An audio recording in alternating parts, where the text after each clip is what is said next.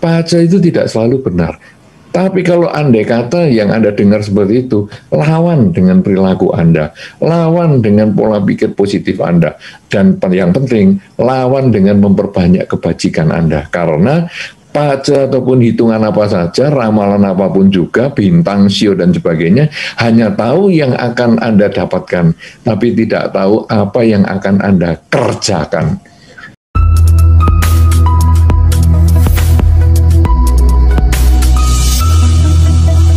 Oke, Nita di Medan, pertanyaannya gini.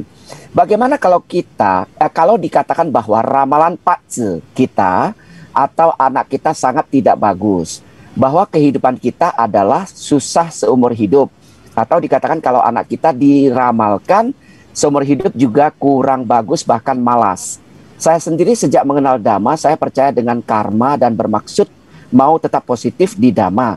Tapi anggota keluarga semua sangat percaya pada ramalan pace itu. Apa-apa semua dikaitkan ke sana.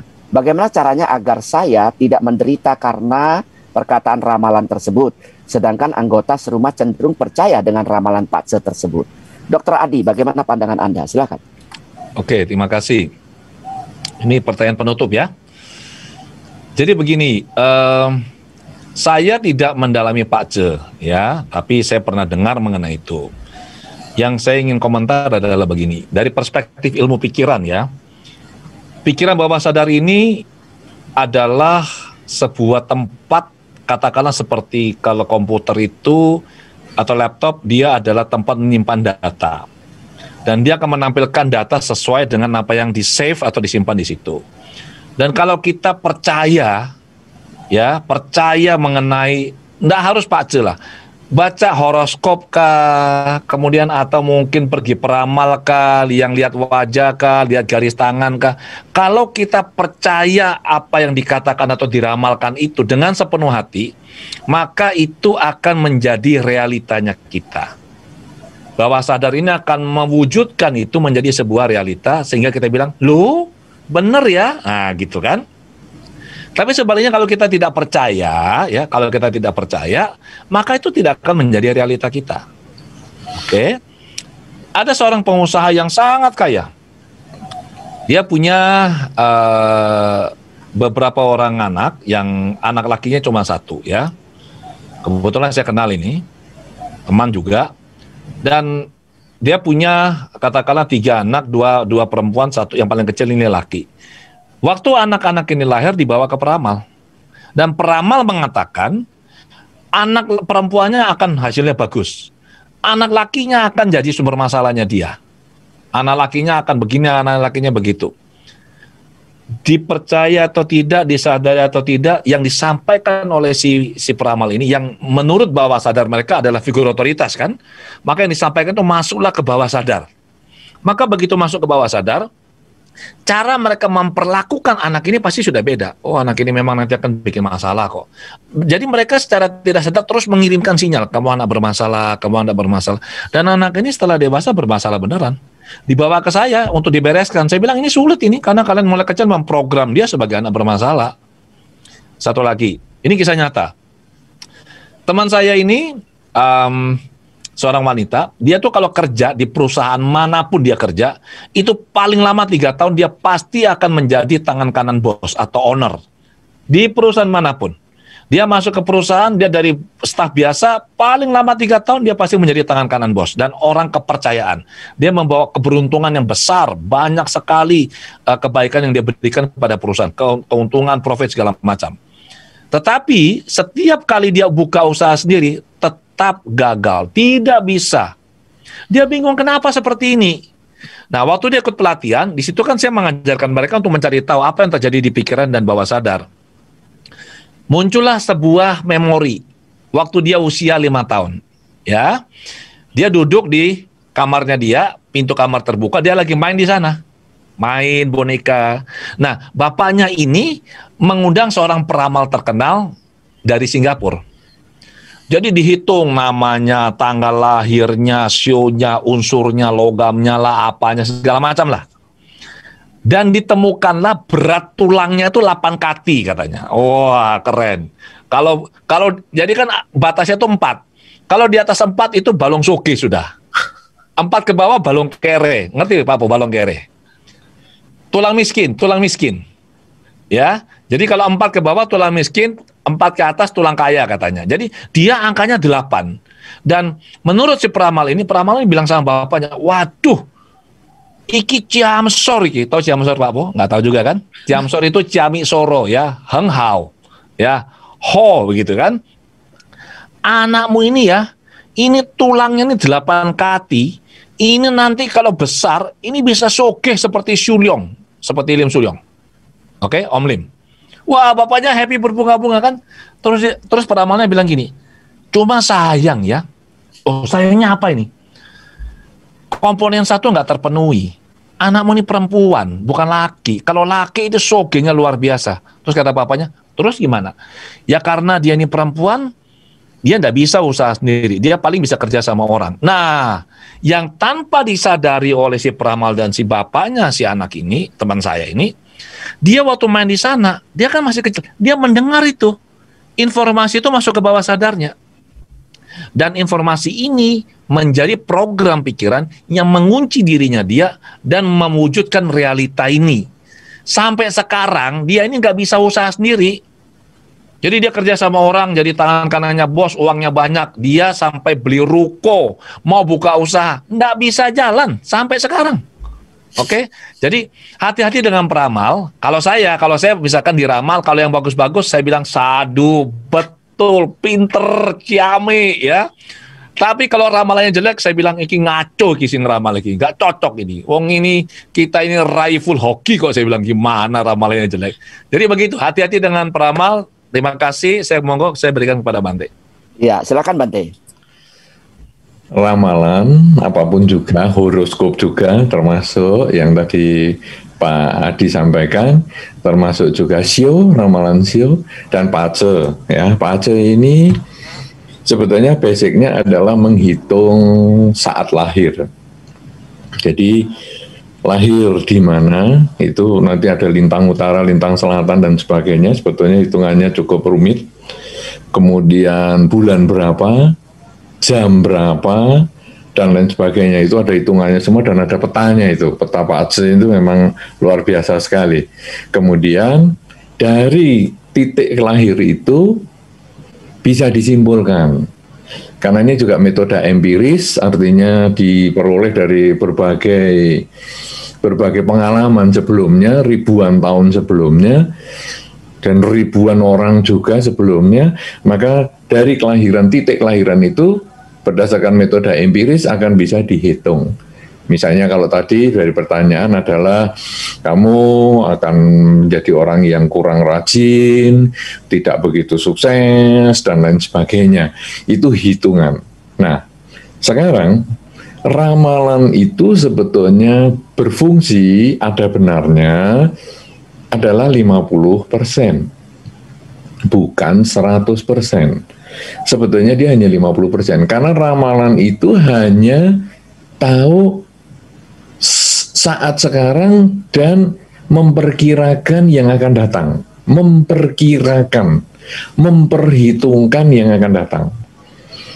Jadi ibaratnya sekarang kita mengatakan, wah kamu orangnya kok boros ya, mesti kamu nanti 5-10 tahun lagi jadi orang tidak mampu ini. Atau kita lihat, wah kamu ini orangnya rajin sekali bekerja dan agak teliti dengan uang. Wah pasti 5-10 tahun lagi kamu akan menjadi orang sukses. Sehingga ada kalimat masa kecil kan mengatakan rajin pangkal pandai, hemat pangkal kaya. Kan itu kan sebetulnya kan memperkirakan. Jadi ada usaha saat ini, kalau kamu lakukan terus-menerus maka jadilah itu. Nah sekarang Pak Ce itu juga sama. Pak Ce itu hanya saat ini kamu akan begini, kalau kamu lanjutkan seperti itu. Orang ini tadi si penanya sebetulnya sudah tepat bahwa dia mau mengubah. Saya nggak mau dikatakan seperti itu. Saya mau berubah. Sayangnya keluarga saya masih percaya. Jangan ngurus yang percaya. Nguruslah diri Anda sendiri. Tubuh Anda adalah milik Anda. Tubuh Anda di dalam kekuasaan Anda. Jangan Anda memasukkan pendapat lain ke dalam tubuh Anda. Anda sudah pola pikirnya sudah tepat, yaitu saya kepingin sukses dan saya mau melawan hitungan Pak Aceh itu. Oke, lawan. Nah, kalau sudah mau dilawan gimana sekarang? Ya buktikan. Kalau di situ ditulis malas, nah saya harus berjuang nih supaya saya tidak malas. Dan itu butuh sugesti diri yang cukup lama, karena mungkin kalau tadi dihubungkan dengan penjelasan Pak Adi, itu mungkin idenya itu sudah masuk berapa tahun sebelumnya. Jadi itu sudah cukup berakar di dalam pikiran, dan ini kita harus nyabuti, mematikan akar-akar itu supaya jangan sampai tumbuh lebih besar. Dan itu tidak mudah, tapi kita kalau mau berjuang pasti bisa. Kalau kita mau bertekad pasti bisa. Jadi orang mengatakan saya malas, enggak, saya pasti bisa, saya belajar lagi. Kalau tadi ibaratnya yang pasiennya Pak Adi tadi, ya pokoknya saya berjuang lagi. Gagal, ya nggak apa-apa. Gagal itu hanya penundaan kesuksesan. Saya akan nyoba lagi. Saya akan punya percaya diri. Saya pasti bisa. Saya pasti bisa. Menyugesti diri. Lama-lama nanti akan berubah. Dan apalagi kalau pola pikirnya untung. Jadi hari ini saya kerja, ruginya kok 10.000. Untung cuma rugi 10.000. Jadi rugi 10.000 pun untung. Yaitu untung 10.000 ruginya, enggak 50.000. Nah, jadi kita membangkitkan pikiran positif seperti itu. Kemudian dikatakan lagi, wah kamu tulang kere nih, hitungannya itu tadi bobot tulangnya di bawah 4 nih, tulang kere nih. Enggak, saya akan berjuang terus, saya pasti bisa mengubah nasib saya. Karena yang bikin Pak C sendiri belum tentu tepat. Anda pergi ke 5 tukang Pak C, ngitung yang sama Pak C-nya, belum tentu hasilnya sama. Kenapa kita harus megang yang itu? Kok nggak coba cari di tempat lain? Ya, nah ini kalau kita sudah pegang satu, dianggapnya itu kebenarannya mutlak. Tapi kalau nanti ada 5 dan jawabannya semua beda, Anda bisa puyeng. Dan begitu puyeng, malah Anda pikir, ini semua nggak bener nih. Sudah, itu ilmunya Pak Adi tadi. Begitu jelek, ini nggak bener ini, ngawur nih, mau seperti ini. Kan akhirnya berhasil. Tapi kalau cuma satu, tempe itu kalau cuma tiap hari kita makan tempe kan dikira empal, karena kan cuma satu. Tapi begitu ada tempe, ada daging, oh empal ini nggak sama nih. Nah, jadi baca itu tidak selalu benar. Tapi kalau andai kata yang Anda dengar seperti itu, lawan dengan perilaku Anda, lawan dengan pola pikir positif Anda, dan yang penting, lawan dengan memperbanyak kebajikan Anda. Karena paca ataupun hitungan apa saja, ramalan apapun juga, bintang, sio dan sebagainya, hanya tahu yang akan Anda dapatkan, tapi tidak tahu apa yang akan Anda kerjakan. Dan yang Anda kerjakan itu dengan pikiran, ucapan, dan perilaku positif, itu yang bisa mengubah karma.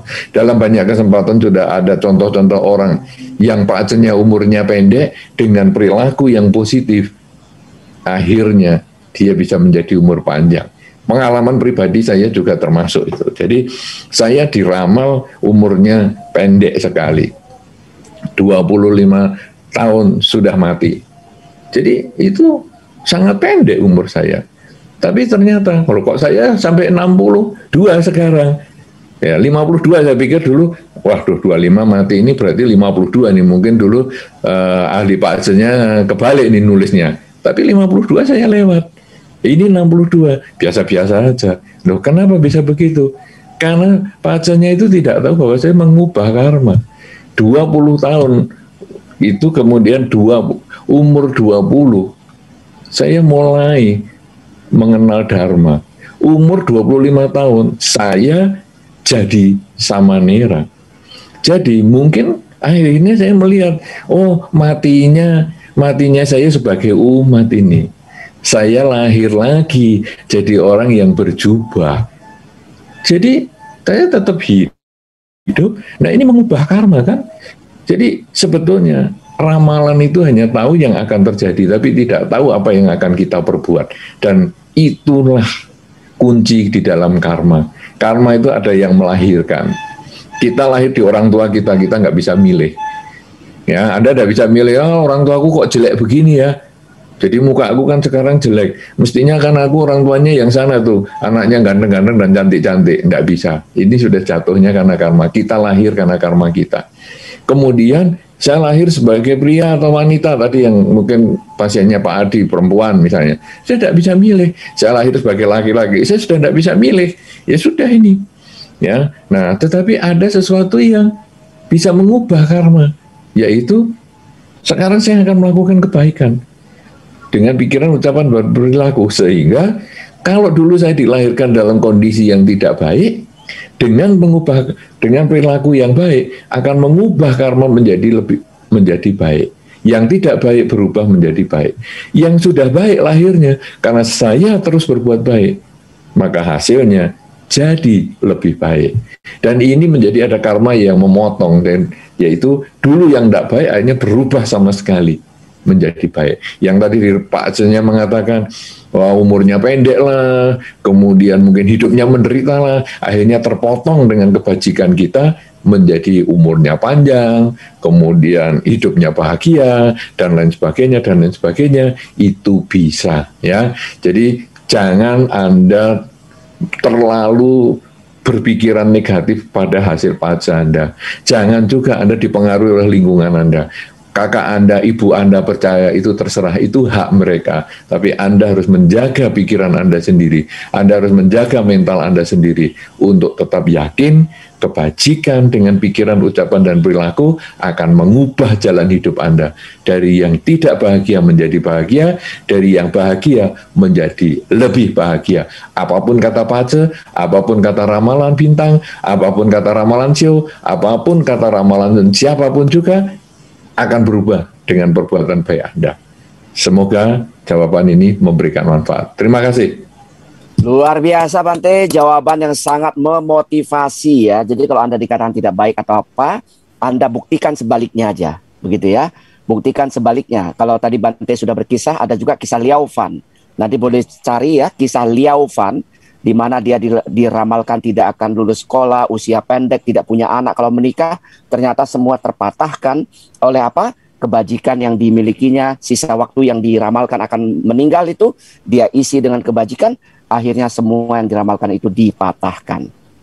Oke, dan jangan lupa pula ada sebuah lagu yang berjudul Ai Pia Cia E Ya. Wah, kali ini saya ini Dr. Adi nih. Nyanyi dong. Ai Pia Cia E Ya.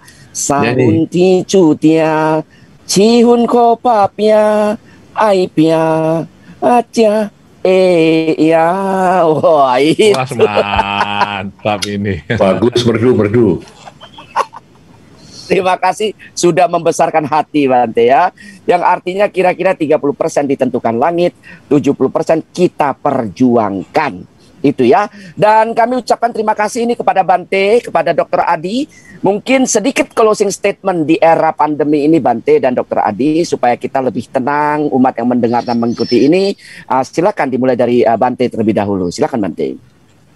Baik, jadi dalam kondisi pandemi seperti ini, kalau tadi disampaikan oleh Pak Apo, memang kadang kita timbul gelisah ya, kita takut bergaul, kita takut didatangi orang, kita juga merasa tidak enak dengan orang lain kalau kita mau datang, ya itu wajar saja, tapi kan segala sesuatu itu tidak kekal. Ya, di dalam Dharma, segala hal apapun juga di dunia ini tidak kekal, termasuk pandemi ini pun tidak kekal. Cuman selama pandemi kita menjaga diri, terus banyak berbuat baik supaya kita juga bisa menjaga kesehatan dan juga terus berpikir positif dan berinovasi supaya kalau sekarang usaha kita karena pandemi ini agak terganggu, marilah kita terus berpikir positif supaya kita bisa menemukan cara-cara bekerja yang sesuai dengan kondisi pandemi ini agar ekonomi dalam keluarga tetap bisa dipertahankan, kesehatan juga dipertahankan, kemudian kita juga tidak usah banyak mengeluh ketika kita harus banyak tinggal di rumah, karena anggaplah ini ada nilai positif, yaitu kita bisa berkumpul bersama keluarga dengan lebih banyak lagi. Jadi dengan berpikir positif, maka kita bisa menyikapi apa saja di dalam masyarakat ini sebagai hal yang positif juga. Tidak gampang menganggap kejadian apapun juga sebagai negatif, tapi kita menganggap segala kejadian pasti ada hikmahnya dan memberikan manfaat untuk kita, menambah kebahagiaan kita, menambah keluarga kita, dan lain sebagainya. Seperti acara hari ini, open topic ini adalah hasil pikiran positif ketika ada terjadi pandemi. Selama kita dulu berkumpul bertiga, belum pernah terjadi kejadian bisa ditonton orang sampai ke seluruh penjuru negeri, bahkan penjuru luar negeri. Tetapi karena pandemi kita bertiga, kita bisa ditonton oleh banyak orang, memberikan manfaat untuk banyak orang, bahkan ini terdokumentasi, tersimpan untuk waktu yang lama di channel YouTube-nya Pak Adiwe, sehingga nanti bisa dilihat untuk waktu-waktu mendatang. Orang yang terlupakan hari ini belum nonton, atau teman-teman yang lupa dengan isinya dan lain sebagainya, lalu nonton ulang dan lain sebagainya, dibagikan ulang. Ini semua adalah karena apapun kondisinya pasti ada nilai positifnya, dan acara ini termasuk bagian nilai positif dari adanya pandemi. Dan banyak sekali dalam segi-segi kehidupan kita nilai-nilai positif yang kita bisa gali sendiri agar hidup kita selalu bersemangat walaupun ada pandemi, apalagi tidak ada. Semoga sukses selalu, terus berjuang dalam kebajikan lewat pikiran, ucapan, dan perbuatan, karena semua kebajikan, buah kebahagiaannya pasti akan kembali pada diri sendiri, akan memberikan kebahagiaan untuk keluarga kita, lingkungan kita juga. Semoga selalu berbahagia. Terima kasih. Silakan. Terima kasih banyak Bante, luar biasa Bante. Silakan Dr. Adi. Oke, terima kasih ya. Jadi teman-teman, kondisi pandemi ini apapun ya, dan kondisi lainnya juga sama. Ini tergantung bagaimana kita menyikapi sebenarnya ya. Tadi Bante juga sudah sampaikan, selalu ada hal-hal baik yang kita bisa dapatkan dari setiap situasi. Jadi alih-alih kita nih takut, cemas, tidak mau melakukan apapun, betul kita perlu tetap menjaga diri kita, melaksanakan protokol kesehatan dengan ketat.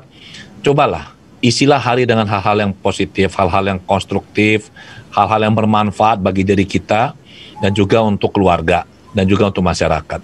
Jadi kita gunakan kesempatan ini, kondisi ini sebagai suatu batu lompatan untuk kita bisa menjadi diri yang jauh lebih baik lagi, bisa menjadi pribadi yang lebih berkembang lagi, dan bisa memberikan kontribusi yang sebesar-besarnya bagi kebanyakan orang, bagi masyarakat. Jadi semua kita kendalikan, semua yang kita tentukan, dan sekarang tinggal keputusannya, mau menjadi orang lebih baik atau kita hanya mau menjadi orang yang terpuruk dengan keadaan.